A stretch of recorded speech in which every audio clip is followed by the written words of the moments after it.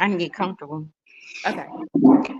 Hey, you guys, I have our special guest with us, Kavita, and she has brought the 4B movement to my attention. So I was like, wow, there are so many different movements, not only outside of the US, but in the US that need to be talked about. And she has the perspective. So we will go ahead and get started with the interview.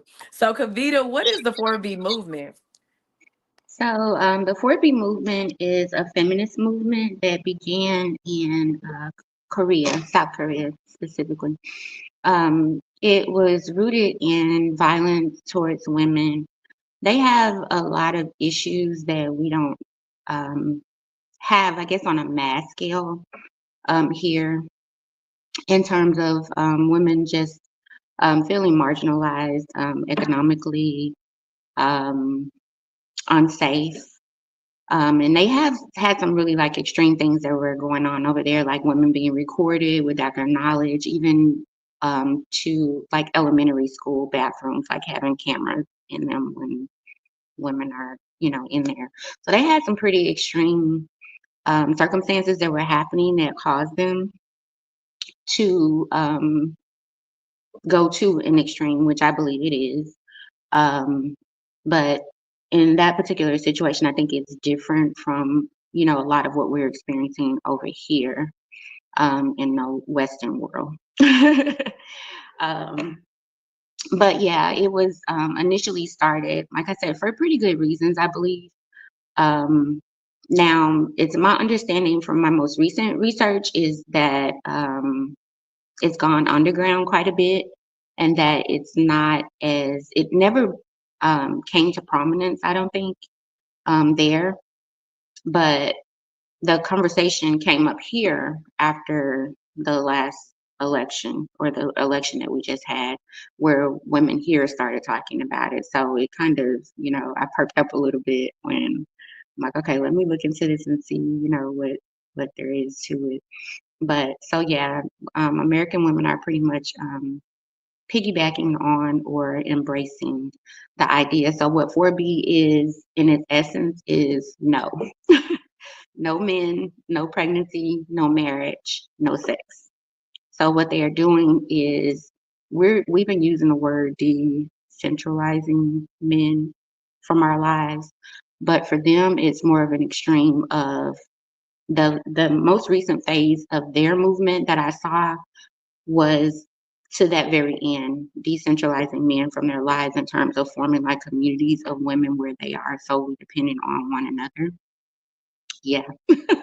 So that the idea of 4B was always about eliminating the necessity for men in female lives.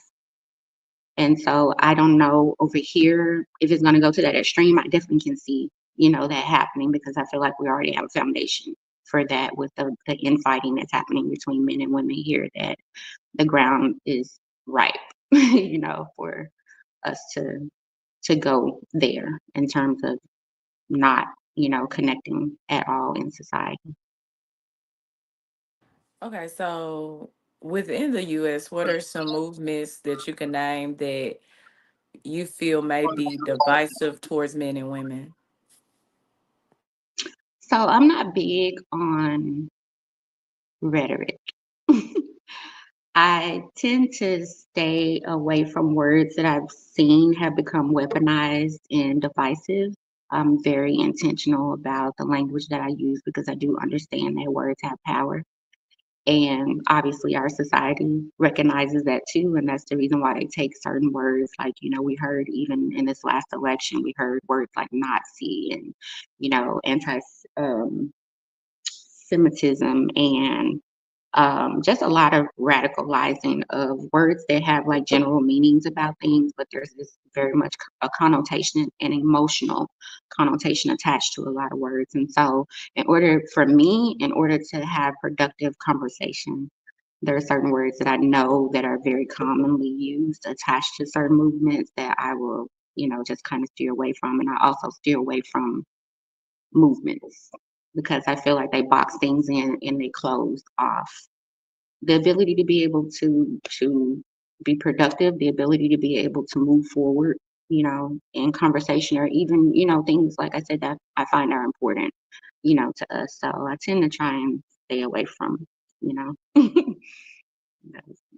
When do you feel this division started? Because I'm like, where did it come from? Like, when did it? It's almost like, in my opinion, sometimes like we as men and women can't say anything without the other gender feeling offended. And I know it started prior to the 4B movement. When do you think it began? Hurt. I think a lot of trauma. I believe in our community, understand that more than, a lot of people. Just, and from a systemic standpoint, like these things have been or have infiltrated our community, um, systemically. Like there have been organized means for that in terms of psychological conditioning, like we talked about all of those things. I'm a very much a big picture person. I'm always looking at how things connect, where they intersect. Because, like I said, I believe in attacking issues from a root cause as opposed to a system, or not a symptom cause, or treating symptoms. Like, I don't believe that you can accurately or fully heal a situation without finding out what the root cause is and attacking it there. Because even, if we're talking about from a physical or a medical perspective, um, treating a symptom is not going to fix the problem. Like you're just creating a chronic, situation.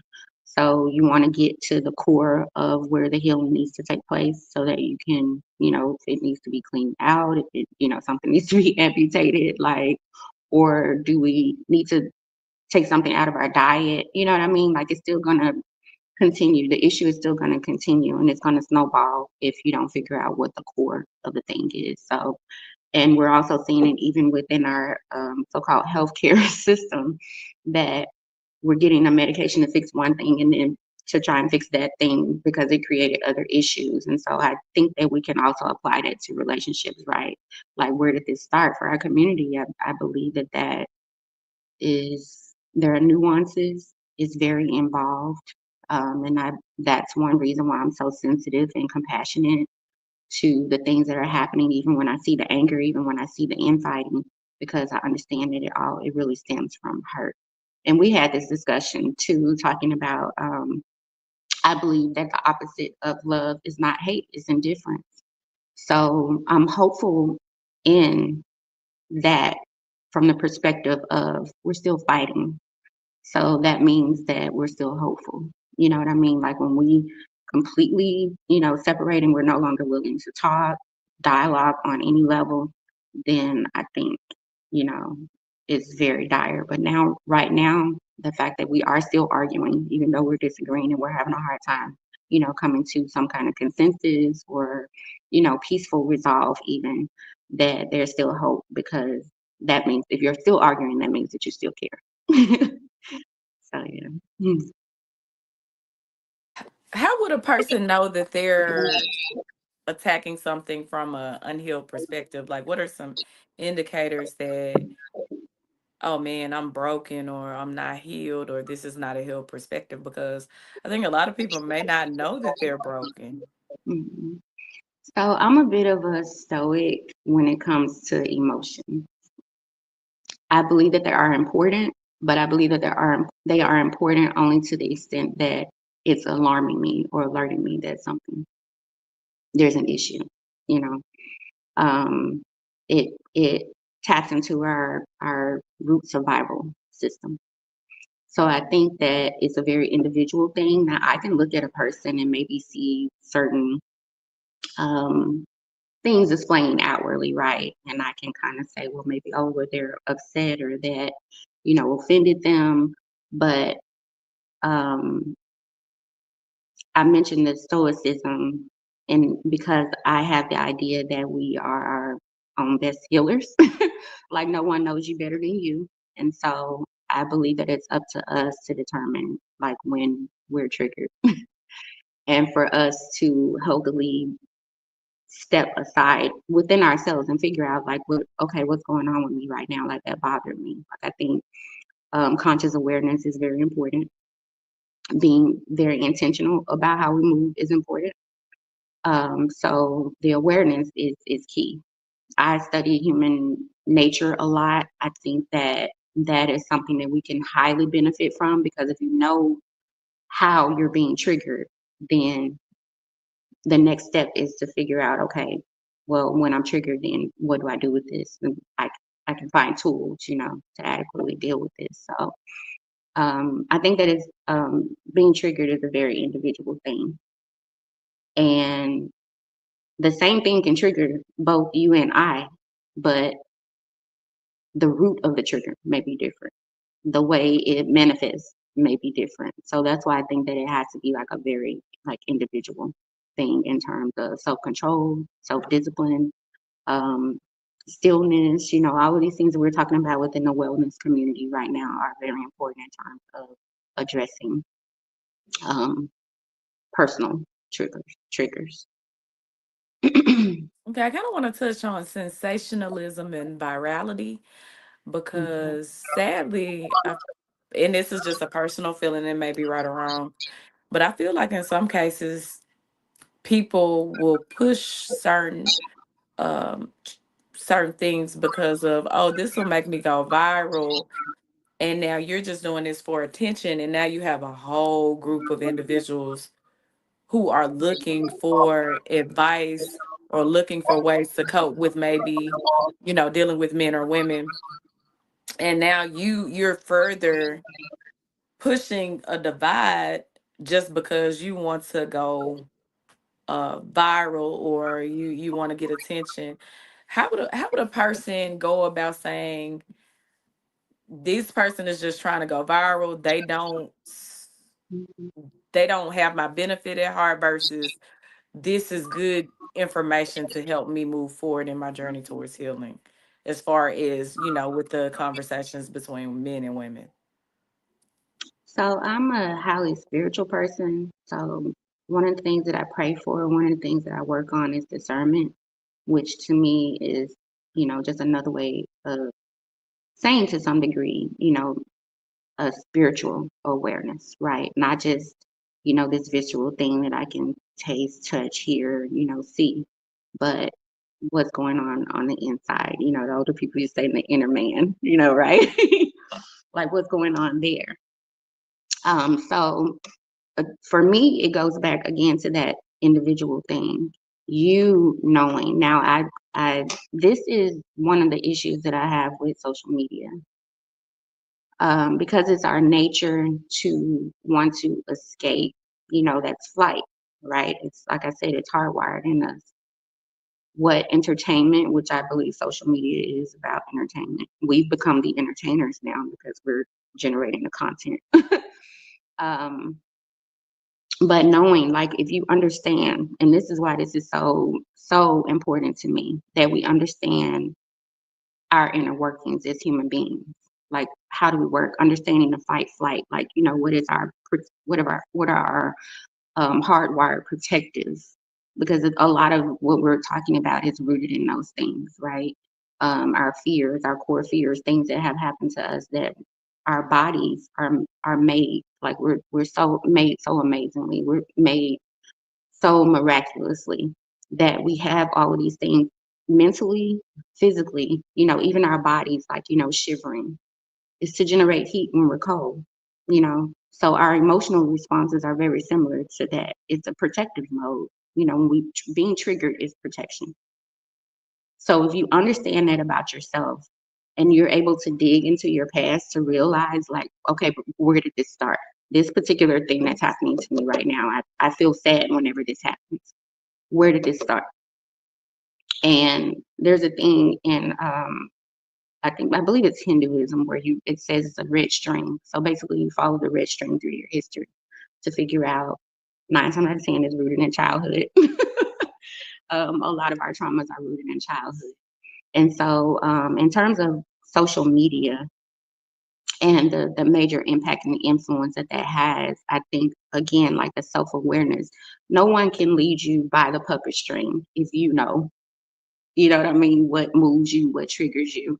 These algorithms and things, they tell you when you look at how Facebook was produced, what all of these, delayed response, or delayed gratification versus instant gratification, all of these things, the likes and all of these things, like they are made to um, work the way that our payoff systems, when do we feel validated and all of these things, like it tells you that your usage of these things tells them when you're sad, when you're lonely, when you're hungry, like they're collecting all of this data. So when we're sitting here, we're like, oh, well, I was recommended this. Start paying attention to those things. When are you recommended certain things? And then sit with that. Like, it's marketing on another level, right? Because like I said, we're giving them this individual. They used to have to do a market analysis or, get a group together, and we're going to do, the word escapes me right now, but it's not a product review. But when they get these people in a room, they get a certain number of people from different demographics. They may have you try this particular cereal, right? This demographic thought this about the cereal, and you had to write these things down, or somebody had to sit there with you. Now we're giving them the marketing analysis through social media. We're telling them what we like, what we don't like, literally, like, dislike, So that's giving them even more power into our internal psyche. You know what I mean? Like when we're talking about things, something as personal as being sad, something as personal as feeling betrayed. Like we're putting all of this out there. We're no longer going to our communities for these things. We're looking at the world as being our community. And, no one knows you intimately in that way. So we're seeking this validation, and we're seeking healing. We're seeking comfort from this thing. And it's only going to be a temporary thing. So you're coming back for it. So it's almost like now we're becoming drug addicts, right? So because it's only a temporary fix. And so you're having to keep going back for a fix. So with these people who understand this, these people are getting into analytics. You know this yourself, like you're a content creator, so you're having to learn about analytics. You're having to learn about different demographics, and again, how to market your content to these. It's the same thing. So us becoming aware of that, then we can make more conscious choices in terms of who we watch, what experience we're desiring to have. I'm such a big advocate for technology being a servant and not our master. And I think that what we're doing is making it. What do you that's very brilliant and mind blowing. What do you feel about the fact that they can hear us through our mics? Mhm, Like we're on the phone, they can actually hear our phone conversations mhm, and do advertising through conversations we've had. So let's say you had a bad breakup and you're like, man, me and my boyfriend just broke up. And mhm, now you're seeing all, or he's a narcissist, and now you're just seeing all this stuff that's mhm. reaffirming what you just said on the phone, and you're not even. What do you think about that? I think it's invasive, of course. I think that we are giving over a lot of our privacy. A lot of, and I'm talking about privacy, not even in the sense of like, trivial things, but you're talking about, like you said, a breakup, like that's very intimate to you as a person. Um, that somebody would be listening in on that and using it, manipulating you see what I'm saying? Like by sending you narcissist videos, because that's not necessarily going to help you in your healing. It'll help you keep circling the drain, right? In terms of rehearsing the issue. Oh, well, he did this to me, and this is why, we're not together anymore. Like a lot of that information, just, using that because you gave it as an example, is not going to help you heal. It's not going to help you move forward. It's going to keep you stuck in that. We're talking about capitalism, right? You asked about that a minute ago. What does that do? We're constantly feeding, you know what I'm saying, this thing, but we aren't getting what we need out of it. So when I'm talking about having it be a servant, understanding how I tick, what makes me tick, what's going on with me, shutting things off, you know, and getting to ourselves, the most high, I don't know who the demographic is watching this, like what do you believe in terms of that. But allowing that to speak to you, and you becoming more intimate with your own thoughts and your own feelings so that you know when somebody is manipulating you. That is the highest um or the supreme thing in my mind in terms of this being a servant and not your master. Because then you can make a more informed decision when you're in a state and what you need, and not be afraid to go for that. It's scary to dig deep. Sometimes it's scary to sit alone with your emotions. Like, I understand all of that, but what is your goal? At the end of the day, if your goal is healing, then you got to do the work. You know what I mean? Like, we just have to. If you don't want to be a slave to these corporations who are running these algorithms and all of these things, if you don't want to be a slave to being a producer and not a producer, but a consumer and not a producer, then, just, keep getting drug along. Or, like I said, you can stand up in your divinity and start making choices. Um, Inform yourself so that you can be knowledgeable about, like I said, self, like first and foremost, because you can't do anything. People used to say you can't do anything without your mind. The thoughts are what lead to everything else, your actions, your emotions, everything. Like an emotion, a trigger is just a thought. It may not be conscious, it's a subconscious thing because you've been doing it for so long, right? That you've been in that particular survival mode for so long that you may not even be consciously aware of why you're doing it. But I believe that it's as simple as asking a question, attacking that thought, challenging that thought, because there's always a thought behind it. You can't do anything without a thought. It happens here first. Guard your heart. Out of it flows the issues of life. These things are connected. So, yeah.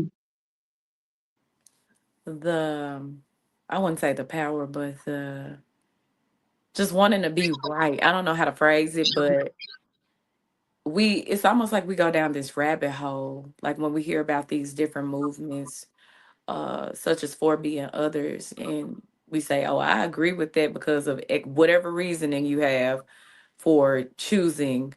But we choose our side, but we don't respect other people's side.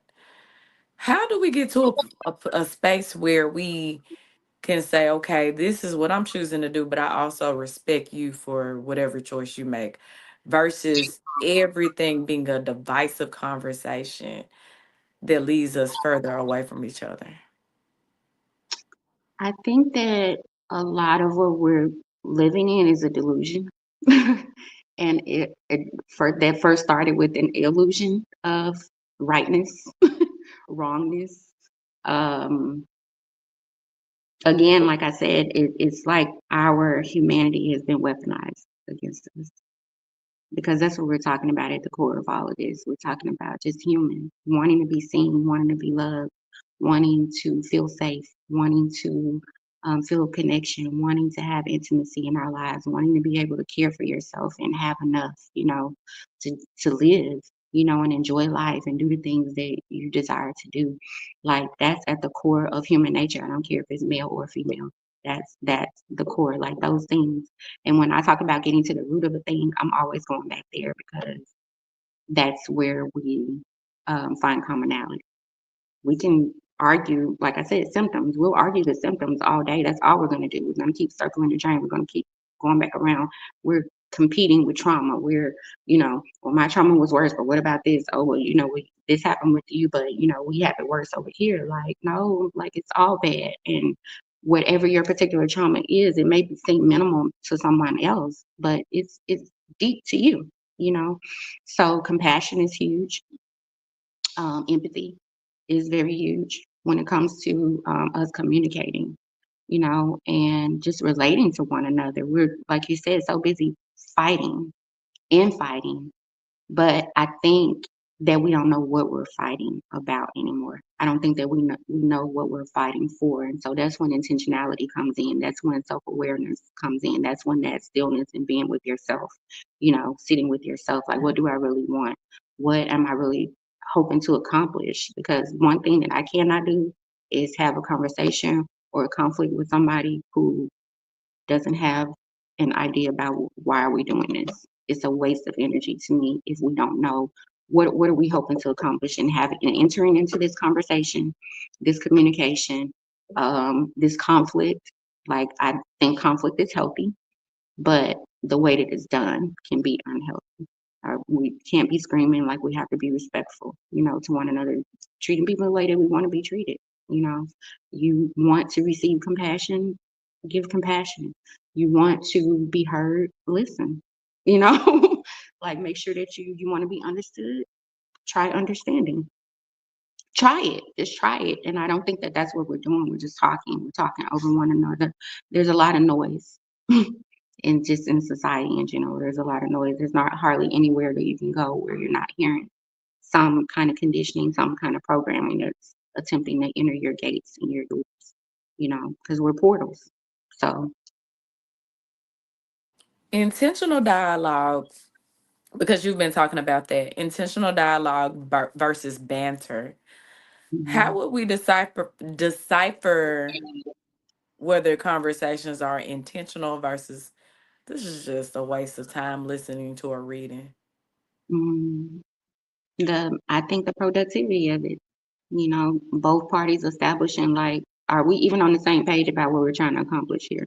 Because if you're just arguing just for the sake of arguing, and I'm arguing to try and resolve something or try to bridge a gap, then we've already started out wrong. We aren't even in agreement.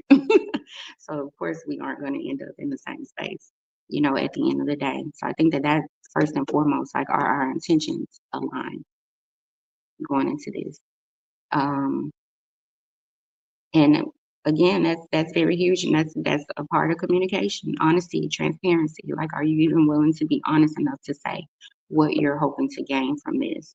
There's, like you said, a lot of manipulation, going on. People are manipulating for views. People are, like I said, our humanity is being weaponized against us. You know that there are certain, group of women out here who have been wounded. You know that there are certain women out here who feel a certain way about aging, who feel a certain way about, divorce, who feel a certain way about having children. There are men out here who feel a certain way about not making enough money, who feel a certain way about, am I masculine enough? Am I too feminine? You know what I mean?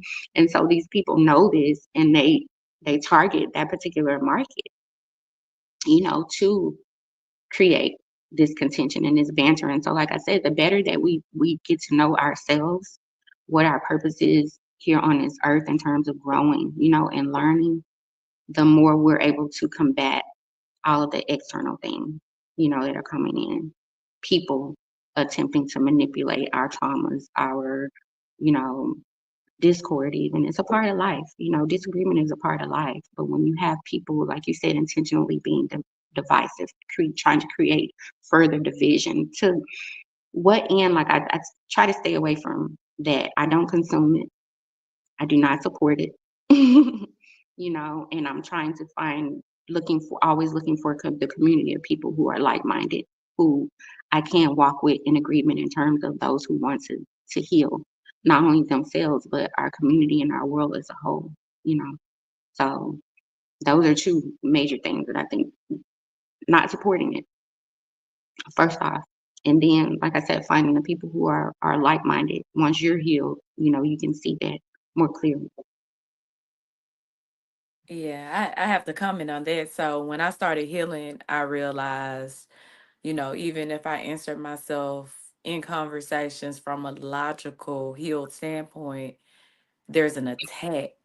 Mhm. And I know when you do heal and people start and the conversation is divisive, it can be draining when somebody's dumping their anger on you and attacking you, and when you're just trying to provide a logical answer or a logical solution to a question that was being asked. And it's like, should I just take myself out of the conversation or insert myself? Because am I going, like, is it going to become an argument that's going to be picked apart for division, or is somebody going to be touched by, like, how do we insert ourselves in conversations and make change without creating further division? Let's say somebody creates a topic that can kind of, an opinionated topic, but you're trying to provide a logical solution or answer. Do you insert yourself into the conversation about relationships and men, or do you just kind of leave it alone? Like, how do you know when it's a time to insert yourself into the conversation versus like let me leave my hands off? So personally, my my goal is generally to move by the spirit. um, so discernment is usually first and foremost for me. If there is a lot of fighting and things going on, and there's a spirit that has entered into the conversation. So that's another thing that I have to preface, that I do believe that a lot of what we're dealing with is more spiritual than it is natural. So when you see things like that, and you can, if you sit back and you observe it, you can see it jumping from one person to the next. You know, there may have been a person that was like very calm, very diplomatic in the conversation, and then they get triggered. And whoever the person is that normally triggers, if that spirit is already on them, a spirit of division, a spirit of confusion, you can see them weave it into the group, and you start seeing it one by one. So there's a movie that I'm a big movie buff. I love as far back 70s, 80s, like, 90s, early 2000s maybe. That I watch a lot of old movies, and even some black and white things further back than that. But um, one of the movies that I really always fascinated me was the movie Fallen with Denzel Washington, because for me, that particular movie helped me understand um, my spiritual gifting, I guess, in a way. It gave a physical, you know, a visual of what I was seeing in the spirit.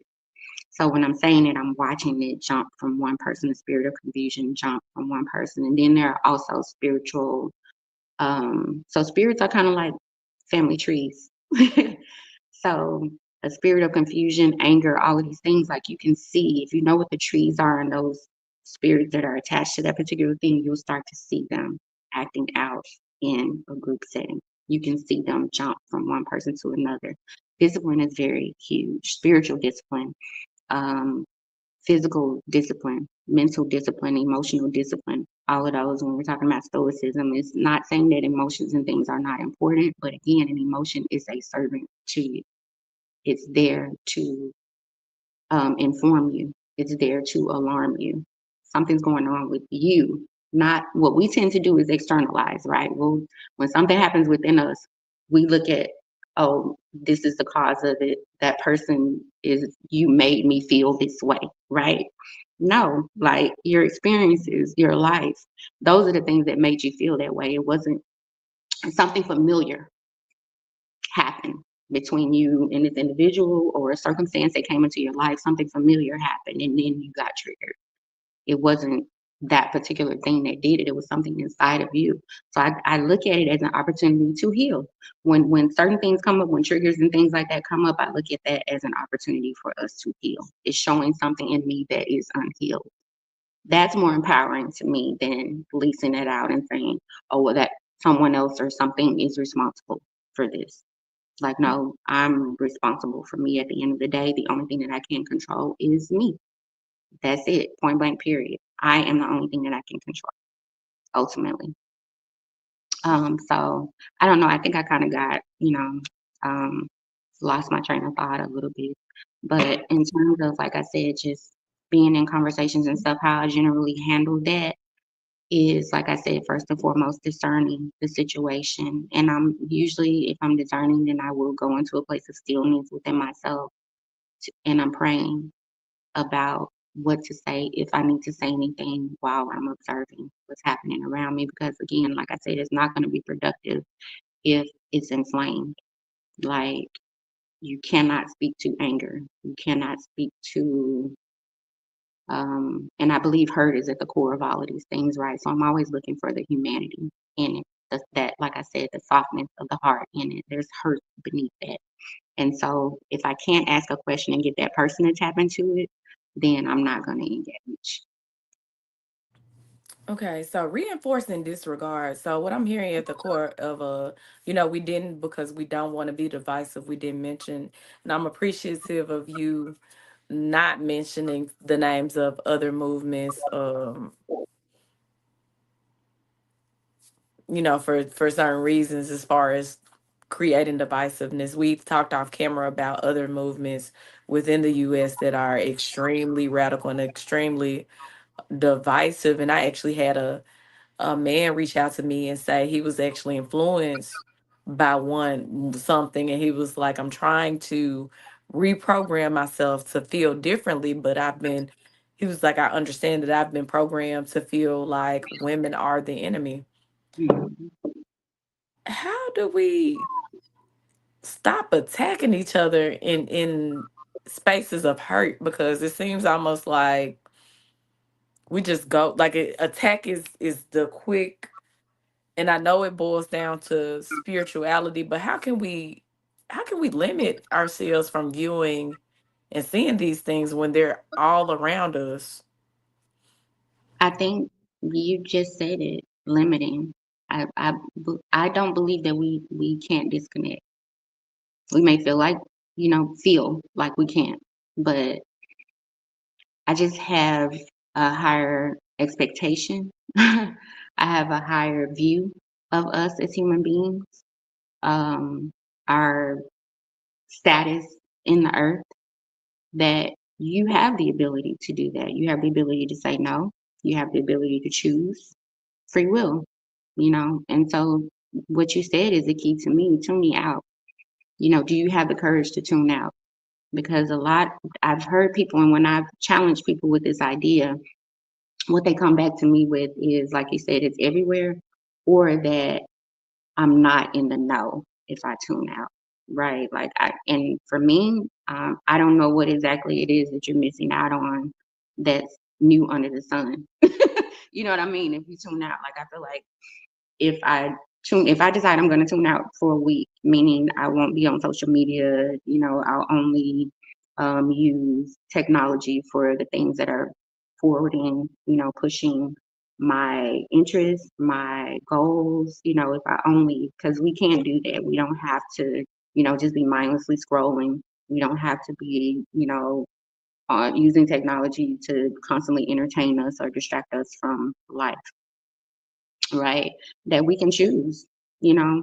And so I think that that's a huge part of it, tuning out, because part of the trauma is us being bombarded with not just our intimate situations, but the world's intimate situations, right? Like you're on social media and you see 10 people who are going through something.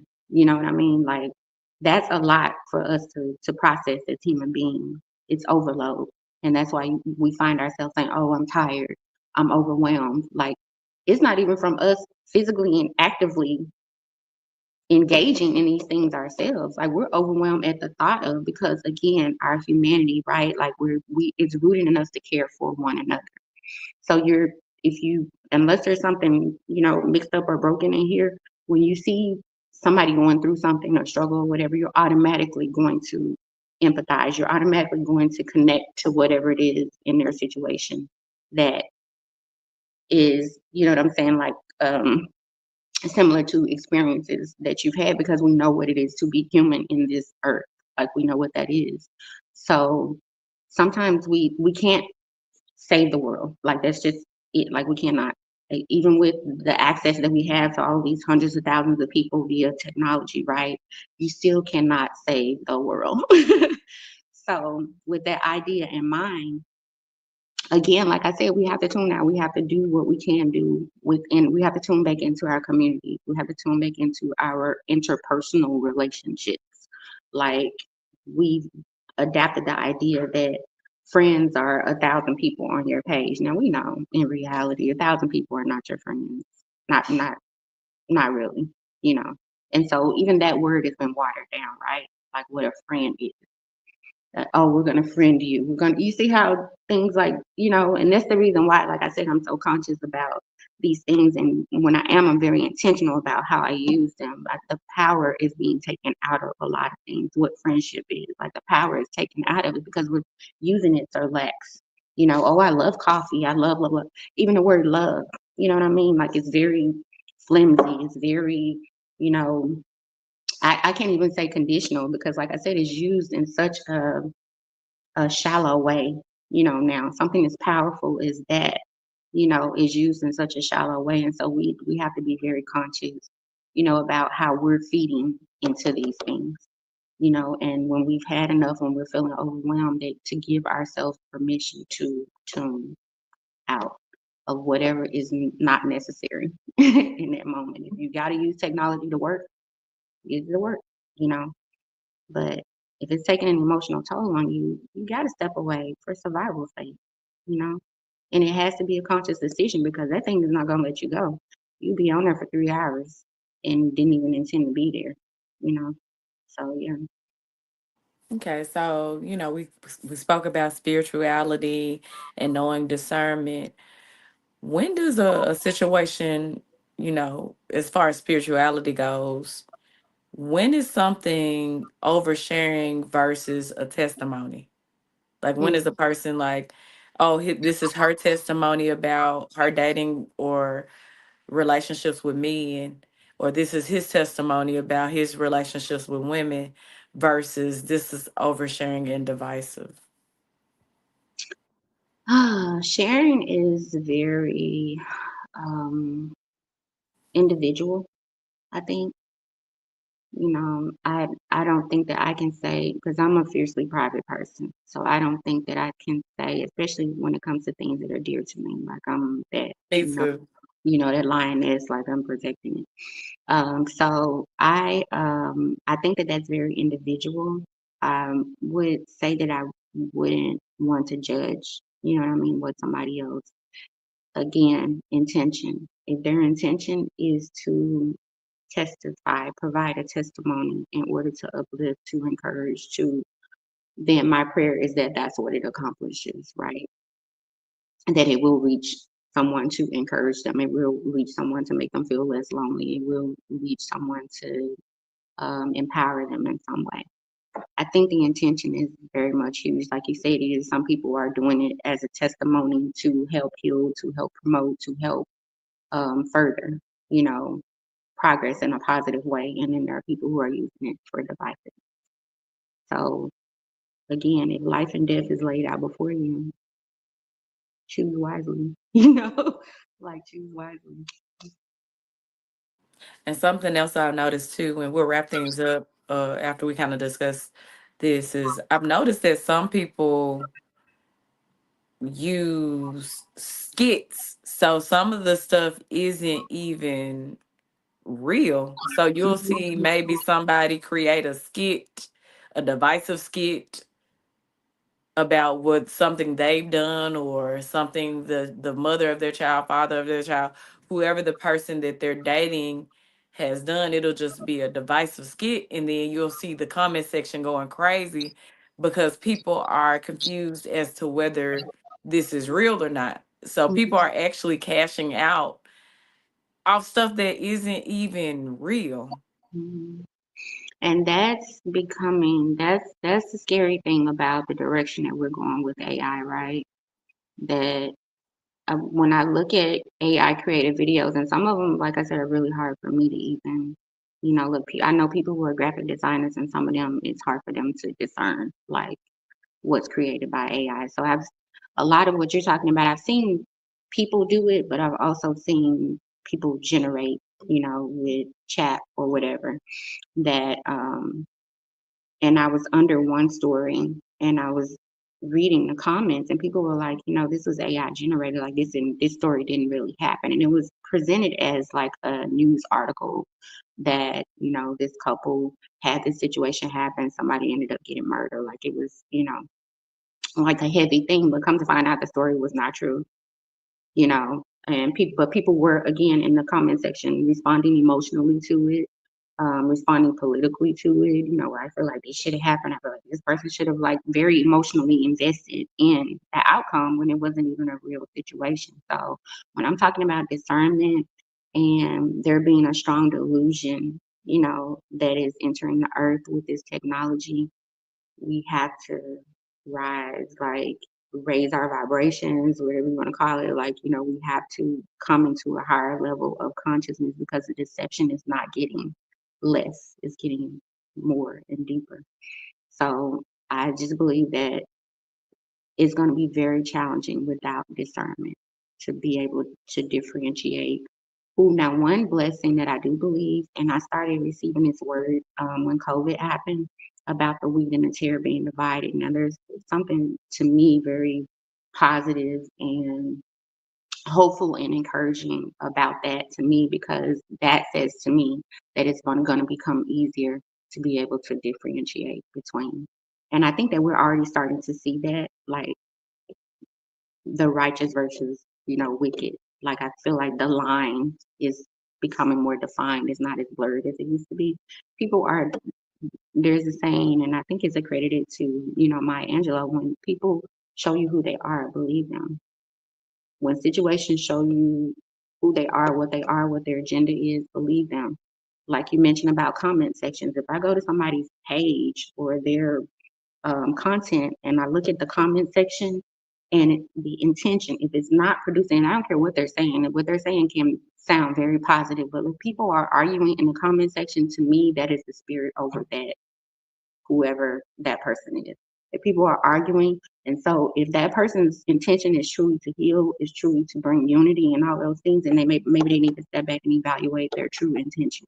Like I'm talking about from a soul level, not saying, oh well, I want to help men relationships, or I want to generate, communication or conversation between men and women without a deeper understanding, a deeper revelation of what does that look like and how do you go about doing that, as opposed to, like you said, just producing content, and putting it out there for views or whatever, for shock value, for whatever.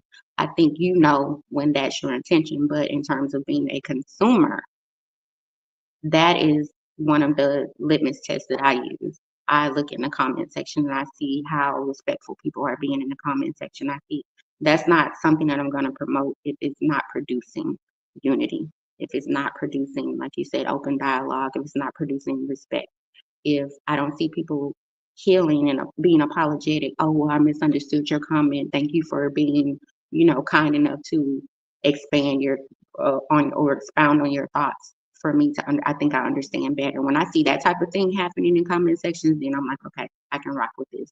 But if I see a lot of infighting and just people saying terrible things to one another, that's not a platform that I'm gonna support. Like, and that's just me. I believe in exercising that free will. And so I do.